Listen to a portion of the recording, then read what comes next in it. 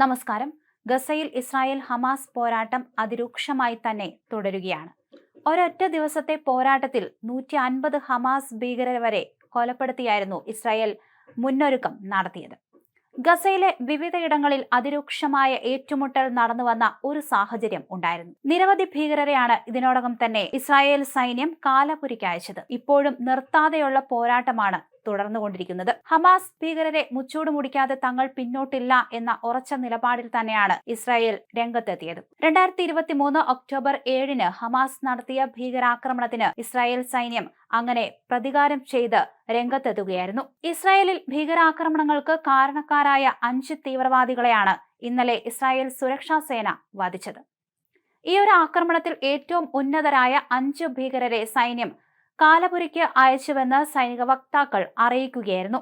Islamic ജിഹാദ് ഭീകര സംഘടനയുടെ ബൈത്ത് ഹനൂൻ ബറ്റാലിയന്റെ ഡെപ്യൂട്ടി കമാൻഡറായിരുന്ന മുറാദ് നാസിർ മൂസ അബുജറാദ് ഇതിൽ ഉൾപ്പെടുന്നുണ്ട്. ഗസ സിറ്റിയിലെ ഇസ്ലാമിക് ജിഹാദിന്റെ ടാങ്ക് വിരുദ്ധ യൂണിറ്റിന്റെ ഡെപ്യൂട്ടി മേധാവിയായിരുന്ന മഹ്മൂദ് ശുക്രി ഥയേം ദുർസാവിയും ഈ ആക്രമണത്തിൽ കൊല്ലപ്പെട്ടു കഴിഞ്ഞു.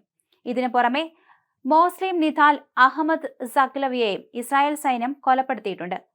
PIJ ഭീകര സംഘടനയിൽ കമ്പനി കമാൻഡറായി ഇയാൾ പ്രവർത്തിച്ചിരുന്നു എന്നാണ് വിവരം. ബൈത്ത് ഹനൂൻ ബറ്റാലിയന്റെ ഓപ്പറേറ്റർ കൂടിയായിരുന്നു ഇയാൾ. ഇതോടൊപ്പം ഹമാസ് ഭീകരനും ബൈത്ത് ഹനൌൺ ബറ്റാലിയനിലെ റോക്കറ്റ് മോട്ടാർ ആക്രമണങ്ങളുടെ നേതാവുമായിരുന്ന ഇസാം അഹമ്മദ് അബ്ദുള്ള അദ്നയും കൊല്ലപ്പെട്ടു കഴിഞ്ഞു. ബൈത്ത് ഹനൌണിന്റെ സ്നൈപ്പിംഗ് സ്ക്വാഡിന്റെ തലവനായിരുന്ന മറ്റൊരു ഭീകരനായ ഹമാസ് ഭീകരൻ ഇസ്മായിൽ അബ്രാഹിം അബ്ദുള്ള നയീമിനെയും ഈ ഒരു ആക്രമണത്തിൽ IDF വധിച്ചിട്ടുണ്ട്.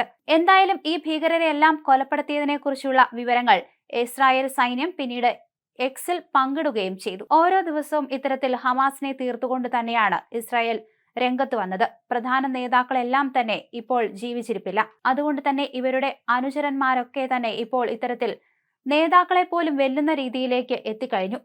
അവരെയും വധിച്ചുകൊണ്ടാണ് ഇസ്രായേൽ സൈന്യം മുന്നോട്ട് പോകുന്നത്. അതേസമയം ഗസയുടെ നിയന്ത്രണം ഏറ്റെടുക്കാനുള്ള ഇസ്രായേൽ സൈന്യത്തിന്റെ ശ്രമം രാജ്യത്തിനകത്തും പുറത്തും വലിയ രീതിയിലുള്ള പ്രതിഷേധം ഉയർത്തിയതിന് പിന്നാലെ വിശദീകരണവുമായി ഇസ്രായേൽ പ്രധാനമന്ത്രി ബെഞ്ചമിൻ നെതന്യാഹു രംഗത്തെത്തി.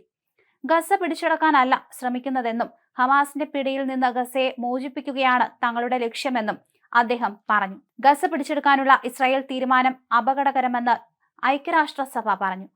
മേഖലയിലെ സംഘർഷാവസ്ഥ മൂർച്ഛിക്കാൻ ഇസ്രായേൽ അധിനിവേശം ഇടയാക്കുമെന്ന് സെക്രട്ടറി ജനറൽ ആന്റോണിയോ ഗുട്ടനസ് പറഞ്ഞു. ഗസ പിടിച്ചെടുക്കാനുള്ള ഇസ്രായേൽ നീക്കത്തെ സൗദി അറേബ്യ, ജോർദാൻ, തുർക്കി, ഓസ്ട്രേലിയ ഉൾപ്പെടെയുള്ള രാജ്യങ്ങൾ അപലപിച്ചു. ബ്രിട്ടനും ഫ്രാൻസും കാനഡയും സ്വതന്ത്ര ഫലസ്തീനെ അംഗീകരിക്കണമെന്ന നിലപാടിലാണ്. ഇസ്രായേലിലെ പ്രതിപക്ഷവും എതിർപ്പ് ശക്തമാക്കി കഴിഞ്ഞു. ഗസയിൽ മാസങ്ങൾ നീണ്ടുനിൽക്കുന്ന പിടിച്ചെടുക്കൽ നടപടി ഉചിതമായിരിക്കില്ലെന്ന സൈനിക നേതൃത്വത്തിൽ നിന്നുള്ളവരുടെ നിർദ്ദേശങ്ങളും അവഗണിച്ചാണ് സുരക്ഷാ ക്യാബിനറ്റ് അനുമതിയോടെ ബെഞ്ചമിൻ നെതന്യാഹു മുന്നോട്ടു പോകുന്നത്.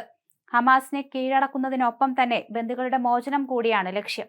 എന്നാൽ ഈ നീക്കത്തിലൂടെ ബന്ദികളെ സുരക്ഷിതമായി തിരികെ എത്തിക്കാൻ കഴിയുമോ എന്ന ചോദ്യം ബന്ദികളുടെ ബന്ധുക്കൾ തന്നെ ഉന്നയിക്കുന്നുണ്ട്.